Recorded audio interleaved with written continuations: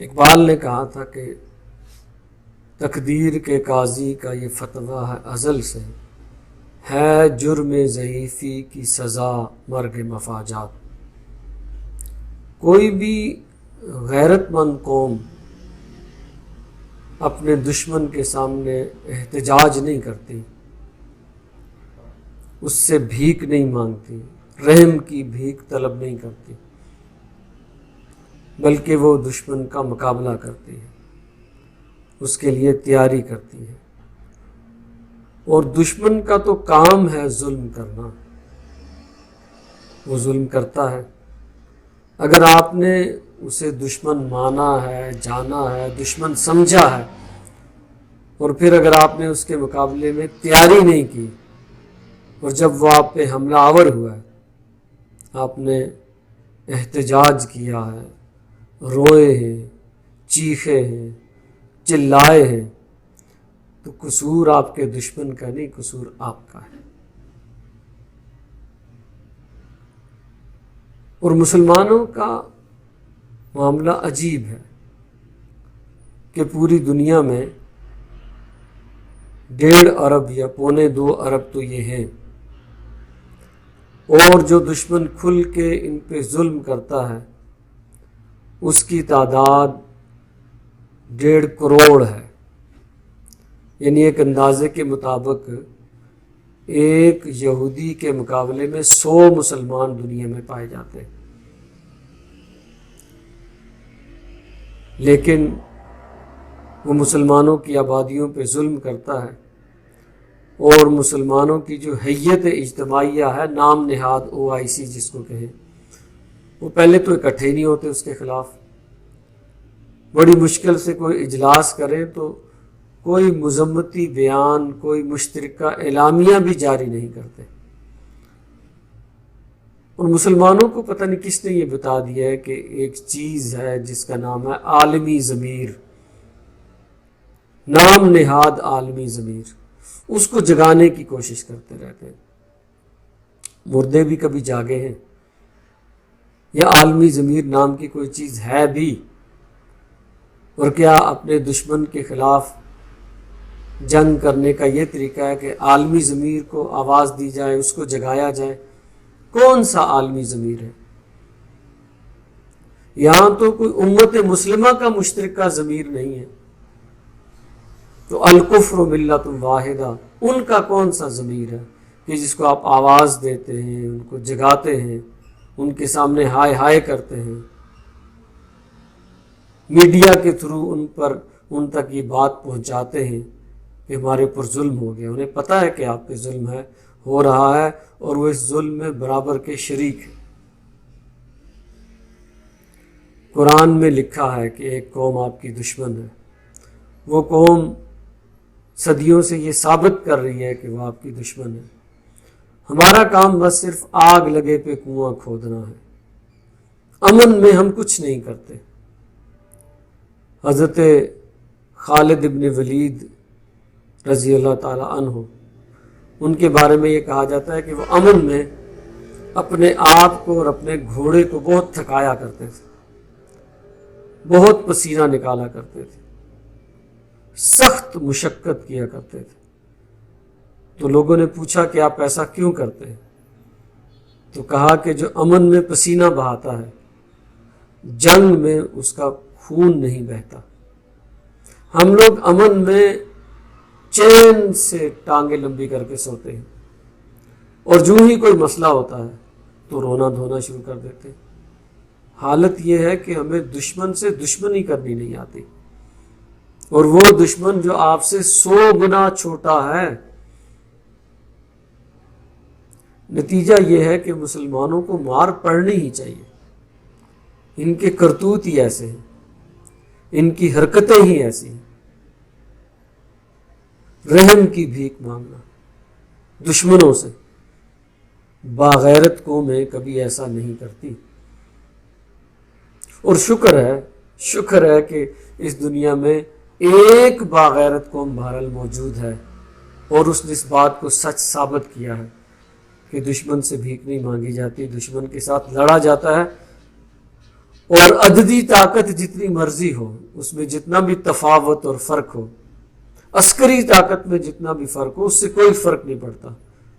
میری مراد افغانی ہے، افغانی جنہوں نے یہ ثابت کیا کہ کوئی نہیں، ہمارے ملک پہ جو کوئی بھی حملہ کرے گا ہم احتجاج نہیں کریں گے، عالمی ضمیر کو نہیں جھنجھوڑیں گے، نہ ہی مسلمانوں کے مشترکہ ضمیر کو جھنجھوڑیں گے، بلکہ ہم اپنی قوت بازو سے مسلسل مزاحمت کریں گے۔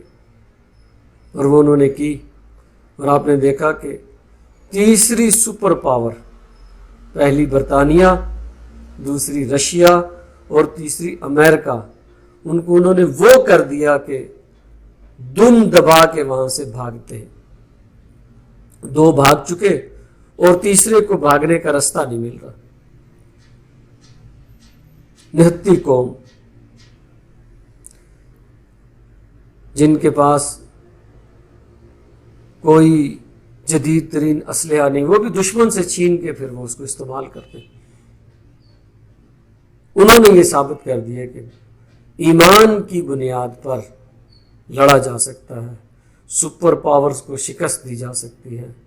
نیٹو جس میں پوری دنیا جمع ہو کے ایک جھنڈے تلے آتی ہے، 27 ممالک ہیں، سارے امیر ترین اور عسکری لحاظ سے طاقتور ترین ملک وہاں گئے ہیں، مار کھا کے واپس آئے۔ ان کے فوجی وہ جو وہاں سے واپس آئے زیادہ تر لنگڑے لولے اور کئی ایک لوگ ایسے کہ جن کو جو ذہنی امراض کا شکار ہے، پاگلوں کے ہسپتالوں میں ان کو جمع کرایا گیا، داخل کرایا گیا۔ افغانیوں نے یہ حشر کیا ان کا، وہاں پہ بھی انہوں نے بہت ظلم کیے، ہزاروں افغانیوں کو مارا، لیکن انہوں نے کسی بھی غیر مسلم کے سامنے احتجاج نہیں کیا، روئے نہیں اس کے سامنے، بلکہ اپنی وہی 12 بور بندوقوں سے انہوں نے سٹارٹ کیا، اور پھر دشمن کے ٹینک، ان کا ہی اسلحہ، ان کے ہی راکٹ لانچرز، ان کے RPG-7، ان کے سٹنگر استعمال کر کے پھر انہوں نے دشمن کو شکست دی۔ تو کم از کم مثال دینے کے لیے ہی صحیح، لیکن ایک مسلمان قوم اس کرۂ ارض پر ایسی موجود ہے ہمارے اوپر اتمام حجت کرنے کے لیے کہ اے مسلمانوں ایسے نہیں چلے گا جیسے تم کر رہے ہو۔ اور عربوں کا جو حال ہے کہ وہ غزہ کی پٹی پہ جو بھی ظلم ہو رہا ہے، دم سادے بیٹھے، چپ سادے بیٹھے، بلکہ اندر سے ان عربوں کے اسرائیل کے ساتھ معاہدے ہیں، بے شرم، بے غیرت اور بے حیا ہو چکے ہیں۔ اور احادیث میں بھی آیا جیسے ویل للعرب، عرب کے لیے اب وقت قریب آ چکا ہے کہ ان کے لیے تباہی ہے، بربادی ہے۔ اور ویسے تاریخ سے بھی ثابت ہے کہ یہ جو بیت المقدس ہے، یہ پہلے بھی جب مسلمانوں کے ہاتھ سے نکلا تھا تو عرب نہیں واپس لے سکے اس کو، صلاح الدین ایوبی کرد خون تھا، کردوں نے واپس لیا۔ اور عربوں کی یہ حالت تھی کہ اس وقت بھی انہوں نے صلاح الدین ایوبی کی مخالفت صرف اس وجہ سے کی ہے کہ وہ عرب نہیں تھا۔